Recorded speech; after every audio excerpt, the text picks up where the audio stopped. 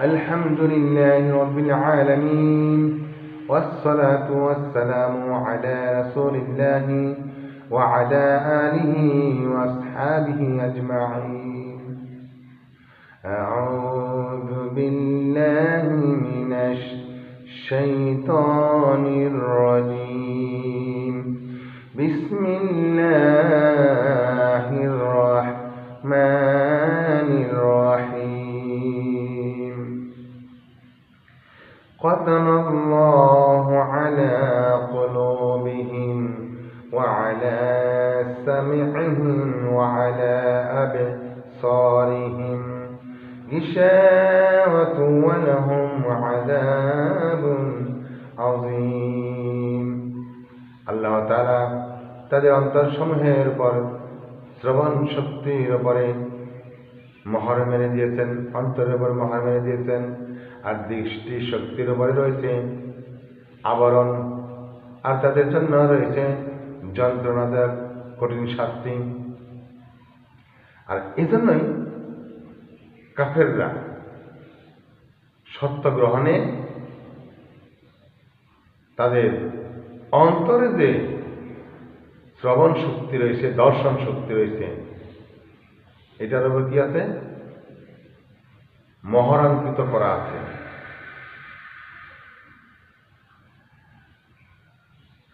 ফলে তারা সত্য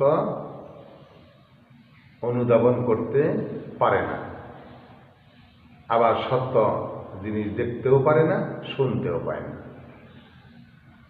সত্যটা দেখতেও পায় না, সত্য কথা শুনতেও পায় না। বাল তাবা আল্লাহু আলাইহিম বিল কুফরি, এটা তাদের কৃতকর্মের কারণে, কুফরি করার কারণে তাদের অন্তরের উপরে আল্লাহ রাব্বুল আলামিন মোহর মেরে দিয়েছেন। তাদের হৃদয়ের উপরে আল্লাহ রাব্বুল আলামিন মোহর মেরে দিয়েছেন। সূরা নিসা 4 নম্বর সূরা 155 নম্বর আয়াতে এই কথা আল্লাহ রাব্বুল আলামিন বলেছেন। হাদিসে এসেছে, রাসূলুল্লাহ সাল্লাল্লাহু আলাইহি সাল্লাম বলেন, অন্তরের পরিবর্তনকারীকে আল্লাহ তাআলা অন্তরের পরিবর্তন করে দিতে পারেন। তাহলে আমাদের কি করতে হবে? এই জন্য রাসূলুল্লাহ সাল্লাল্লাহু আলাইহি সাল্লাম তিনি নিজে আল্লাহ তাআলার কাছে দোয়া করতেন, ইয়া মুকাল্লিবাল কুলুবি সাব্বিত কলবি আলা দীনিক, হে অন্তরের পরিবর্তন আনয়নকারী, আমার অন্তরকে আপনি দ্বীনের উপরে অটল রাখুন। তিরমিজির হাদিস 2140। ইমাম তিরমিজি হাদিসটিকে হাসান বলেছেন। হুযায়ফা রাদিয়াল্লাহু তাআলা আনহু বর্ণনা করেন, রাসূলুল্লাহ সাল্লাল্লাহু আলাইহি সাল্লাম বলেছেন, অন্তরের ফিতনা এমনই ভাবে উপস্থিত হয় যেরকম একটি মাদুর, একটি একটি করে পাতা যুক্ত হয়ে তৈরি হয় একটি মাদুর, সেরকম একটি একটি ফিতনা এসে অন্তর নষ্ট হয়ে যায়। এই ফিতনা যে অন্তর গ্রহণ করবে, সেই অন্তরে কি করে দেবে? কালো দাগ করে দেবে,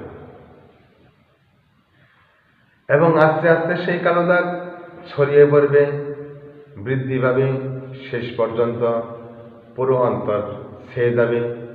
পাপ করতে করতে, শুধু পাপ করার কারণেই, এই ফিতনা গ্রহণ করার কারণেই, ফিতনাকে ভালো মনে করার কারণেই, ফিতনাকে ফিতনা না মনে করার কারণেই আপনার অন্তর গ্রহণ করেছে, আর এই গ্রহণ করার কারণেই আপনার অন্তরে কালো দাগ পড়ে গেছে। আর এই কালো দাগ আস্তে আস্তে কিভাবে বৃদ্ধি পাবে, পুরো অন্তর ছড়িয়ে পড়বে, এই অন্তর নষ্ট হয়ে যাবে। অন্তর দিয়ে কোনো ভালো কিছু অনুধাবন করতে পারবে না, সত্য কথা অনুধাবন করতে পারবে না, সেই সত্য দেখতেও পারবেন না, শুনতেও পারবেন না। কেমন হয়ে যাবে? তখন উল্টানো কলসের মতো, উল্টানো কলসের মতো হয়ে যাবে। যেরকম একটা কলস উল্টালে নিচের পিঠে যেরকম থাকে এরকম হয়ে যাবে। তখন আপনাকে যদি ভালো কথা বলা হয় আপনি তা গ্রহণ করবেন না, খারাপ কথা বললে ওটা আপনার কাছে খারাপ লাগবে না, ভালো লাগবে। সহিহ মুসলিমের হাদিস 144 নাম্বার। কোনো মুমিন যদি একটা পাপ কাজ করে, ওই পাপ কাজের কারণে তার অন্তরে কি করে যায়? একটা দাগ পড়ে যায়। কিন্তু যদি ওই পাপ কাজ করার পরে দাগ পড়ার পরেও যখন সে বুঝতে পারল, সে ওই পাপ কাজ থেকে ফিরে আসলো এবং সেই পাপ কাজ থেকে বিরত থাকলো, আর করলো না, তাহলে তার অন্তরের দাগটা মুছে যাবে। কিন্তু যদি ওই মুমিন ওই পাপ কাজটা একাধারে করতেই থাকে, তখন তার অন্তরে কালো দাগ পড়ে যাবে। এরকম ভাবে কালো দাগ পড়তে পড়ে পুরো অন্তর ছেয়ে যাবে। পুরো অন্তর ছেয়ে যাওয়ার কারণে তার অন্তর নষ্ট হয়ে যাবে। তার অন্তর সত্য উপলব্ধি করতে পারবে না, অনুধাবন করতে পারবে না, ওই সত্য গ্রহণও করতে পারবে না, ওই সত্য কথা তার ভালো লাগবে না, ভালো দিন দেখতেও পারবে না, শুনতেও পারবে না। আল্লাহ রাব্বুল আলামিন বলছেন, কাল্লা বাল রানা আলা কুলুবিহিম মা কানু ইয়াকসিবুন। সূরা মুতাফফিফিন 83 নম্বর সূরা 14 নম্বর আয়াতে আল্লাহ রাব্বুল আলামিন এই কথা বলেছেন, কাল্লা বাল রানা আলা কুলুবিহিম মা কানু ইয়াকসিবুন। কখনোই না, তার কৃত কর্মের কারণে, তার এই কুফরির মতো পাপ করার কারণেই তার অন্তরে আল্লাহ রাব্বুল আলামিন মোহর মেরে দিয়েছেন, মরিচা ফেলে দিয়েছেন। তিরমিজির হাদিসে রয়েছে 3334, ইবনে মাজাহ হাদিসে রয়েছে 4244 নম্বর হাদিস। এবং ইমাম তিরমিজি বলেছেন হাদিসটি হাসান সহিহ।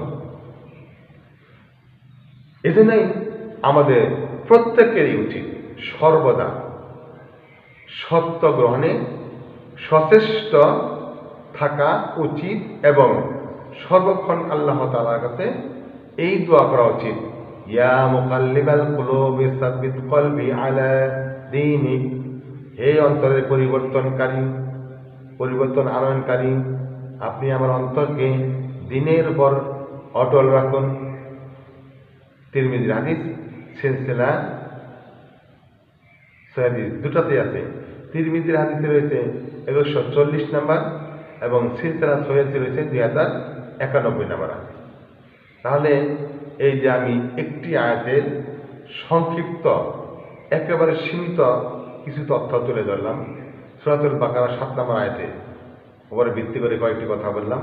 যদি আপনার ভালো লাগে, বিশ্বাস হয়, কোরআনকে আপনি বিশ্বাস করেন, সত্যকে গ্রহণ করতে চান, আল্লাহকে ভয় করেন, পরকালে নাজাত পেতে চান, তাহলে আপনি অবশ্যই আমল করার চেষ্টা করবেন। আল্লাহ রাব্বুল আলামিন আপনাকে আমল করার তৌফিক দান করুন, আমাকেও দান করুন, সকলকেই দান করুন, যাতে করে সকলেই কুফর থেকে ফিরে আসতে পারে, শিরকের মতো জঘন্য ভাব থেকে ফিরে এসে তার অন্তরকে পরিষ্কার করতে পারে, তওবা করে সে নিজেকে নিষ্পাপ নিষ্কলঙ্ক হিসাবে তৈরি করতে পারে, খাঁটি মুমিন হতে পারে।